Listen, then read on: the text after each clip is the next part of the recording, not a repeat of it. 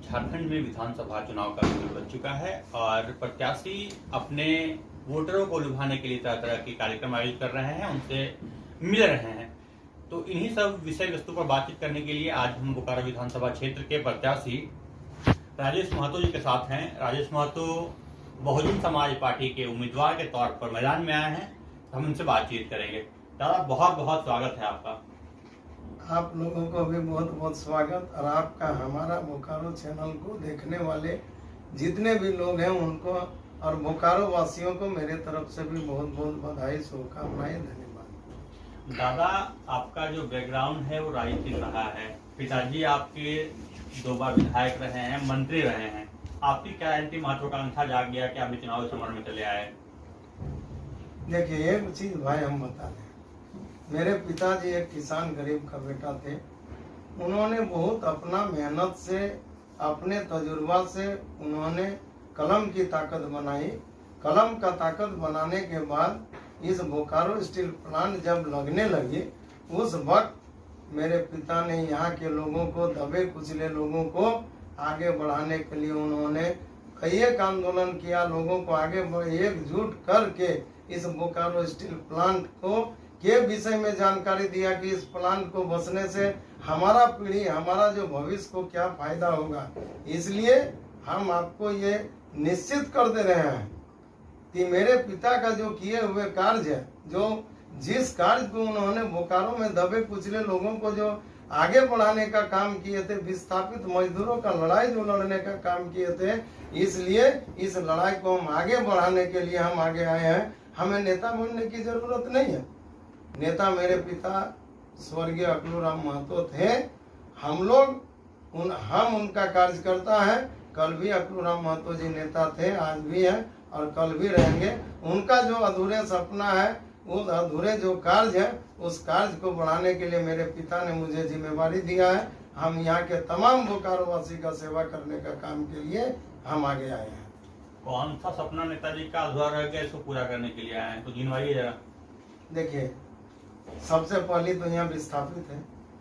जिस विस्थापित को मेरे पिता ने चतुर्थ श्रेणी का जो नियोजन को इंदिरा गांधी से लड़ाई लड़ के यहाँ रिजर्वेशन कराए थे, उस रिजर्वेशन को 2000 ईस्वी में मेरे पिता हारने के बाद यहाँ के षड्यंत्रकारी लोग, यहाँ का विधायक और सांसद के मिली भगत से आज विस्थापित का जो नियोजन को खत्म कर दिया गया, समाप्त कर दिया गया।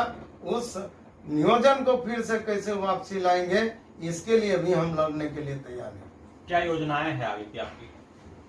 देखिए, योजना मेरा है कि यदि बोकारो की तमाम पढ़े लिखे जनता, हमारे विस्थापित मजदूर मुझे जिम्मेवारी देते हैं, तो बोकारो का हम एक बेटा है। हमें पता है कि बोकारो में शहरवासी को क्या जरूरत है, बोकारो के विस्थापित को क्या जरूरत है, बोकारो का मजदूर को क्या जरूरत है, नगर निगम क्षेत्रों के हमारे लोगों को क्या जरूरत है, ग्रामीण वासी को क्या जरूरत है, ये हमें भली भांति मालूम है। चाहे वो झारखंड सरकार से जो योजना है, वो उस योजना का लाभ नहीं मिल रहा है, विस्थापित को नियोजन नहीं मिल रहा है, मजदूरों को जो ठेकेदारों के साथ शोषण हो रहा है, उसका जो प्रबंधन के द्वारा किसी प्रकार का मेडिकल का सुविधा, आवास का सुविधा जो नहीं मिल रहा है, ये सब तमाम चीज हमें जानकारी है और इसको हम करने का निश्चित से प्रयास करेंगे। मैदान में बड़े दिग्गज नेता मौजूद हैं, जो 10 साल का कार्यकाल हो गया है, वर्तमान विधायक हो गए। अब श्वेता सिंह पिछला बार कंप्यूटर रही थी।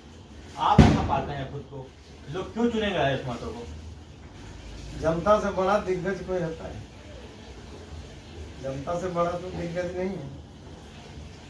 जिस बिरंची नारायण जी हमारे विधायक बने 2014 में, 1 लाख से पार वोट में, उस वक्त हमारे यहाँ गार्जियन स्वर्गीय समरेश सिंह जी रनर रहे थे। 2019 में भी 1,11,000 वोट लेके बिरंची नारायण जी विधायक बने और रनर रही श्वेता सिंह कांग्रेस से, और आज वो फिर प्रत्याशी हैं। इस 10 साल के कार्यकाल में हम आकलन नहीं करेंगे, बोकारो का लोग आकलन करें, बोकारो का विस्थापित आकलन करें, विस्थापित का बोकारो का मजदूर आकलन करे। इस 10 साल के दरमियान में विस्थापितों को नौजवानों के पीठ में कितना डंटा पड़ा है, हमारा विस्थापित का कितना नियोजन मिला है। हमारे 19 गांव को जो आज पंचायत नहीं बनने दिया जा रहा है, पंचायत का दर्जा नहीं मिला, कितने लोग पुनर्वासित हुए, कितनों को अभी तक पुनर्वासित नहीं किया गया। जो हमारे पुनर्वास क्षेत्र में बानगोरा से लेके हमारे भवानीपुर, दुपकाडी, जैनामोड़ तमाम पुनर्वास के जो लोग रह रहे हैं वो किस स्थिति में रहे हैं, उसको ये पूछे कि नहीं पूछे, ये हमें जवाब नहीं देनी हो। ये जवाब 20 तारीख को बोकारो की जनता निश्चित रूप से इस दोनों को दिया जाएगा। उन लोग बतावे, बिरंची नारायण जी से हम आप पूछ रहे हैं कि आपने 10 साल में आप विधायक रहे, आपका एमपी भी रहे, पूर्व में पीएन सिंह जी थे, अभी ढोलू महतो जी हैं, और केंद्र में आपका सरकार भी है। यदि विस्थापित का नियोजन और विस्थापित का समस्या यदि समाधान नहीं हो रहा है तो कैसे समाधान होगा? जब आपका पूरा देश में आपका सब कुछ है, पूरा कानून आपके पास है, और आप यदि विस्थापित को बरगलाने का काम कर रहे हैं तो हमको लग रहा है कि कहीं न कहीं बोकारो की जनता को ठगने का काम कर रहे हैं। हमारी जो अभी श्वेता सिंह आई है, 99,000 वोट लिए, 99,000 वोट जो हमारे लोगों ने दिया, क्या 99 वो भी वो गांव में गई होगी, किसी समस्या को गए यदि उजागर किए होंगे, चाहे वो 50 प्रखंड हो, नगर निगम हो, या विस्थापित का समस्या को लेके हमारे एडीएम का में हो, हमारे नगर प्रशासन में हो, किसी भी जगह यदि वो आवाज उठाए होंगे तो बोकारो की जनता खुद तय करेंगे किए हैं कि नहीं किए हैं। और 20 तारीख का चुनाव के बाद भी 5 साल ही करेंगे कि नहीं करेंगे, इसको भी हमारे लोगों को सोचने की जरूरत है। जनता तो कहती है कि ये चुनावी वादे, चुनावी जुमले चुनाव तक ही रह जाते हैं, जीतने के बाद लोग नहीं करते हैं। और राजेश महतो भी अभी चुनाव आया है तो एक नए पार्टी में शामिल हो गए हैं, तो उनका कैसा भरोसा किया जाए, वो काम करेंगे हमारे लिए, कैसा सोच कीजिएगा लोगों को? 16 प्रत्याशी है, राजेश महतो नहीं जीतेगा तो कोई तो जीतेंगे, कोई जीतेंगे ना, तो आप उन पर भरोसा करेंगे ना। तो आप एक बार राजेश महतो पर भरोसा करिए, हम वादा करते हैं बोकारो की जनता को। कुछ कारण गिनवा दीजिए, क्यों भरोसा करेंगे राजेश महतो पे? मैं ईमानदारी पूर्वक सेवा करता हूँ, सब कहते हैं। आप ईमानदारी का ईडी है ना देश में, विजिलेंस है ना, जांच करा लीजिए।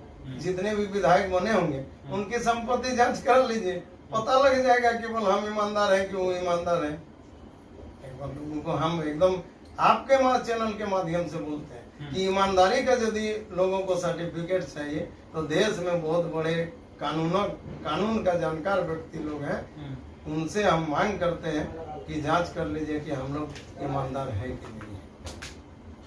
10 सालों में कैसा काम हुआ यहाँ पे? भारतीय जनता पार्टी के विधायक थे, यदि काम हुआ तो टिकट लेने के लिए इतना लाइन लगने और झगड़ा करने के लिए बीजेपी में क्या जरूरत है? आपको काम पर इतना भरोसा ही है तो आराम से घर में बैठिए, टिकट तो मिल ही गया है। 23 तारीख को जाइएगा एसडीओ कार्यालय में जाकर सर्टिफिकेट लेके चले आइए। आपको काम पर भरोसा है तो फिर आप क्यों क्षेत्र में इतना मारामारी कर रहे हैं? हम लोग को लग रहा है कि ऐसा हम लोग नहीं कोई काम किए तो हम लोग क्षेत्र में जा रहे हैं। हमारी श्वेता सिंह अभी अंतिम दिन में टिकट लेकर आए, वो 99,000 वोट पाई है, उनको अपने आप पर क्यों नहीं भरोसा होगा कि यदि हम अंतिम तक क्यों दिल्ली में टिके रहेंगे? आप बोकारो की जनता को छोड़ के दिल्ली में जाके सेवा करने लगे। आप अंतिम दिन में क्या सेवा करिएगा जब 5 साल आप नहीं कर पाए, और आने वाला दिन में क्या सेवा करेंगे?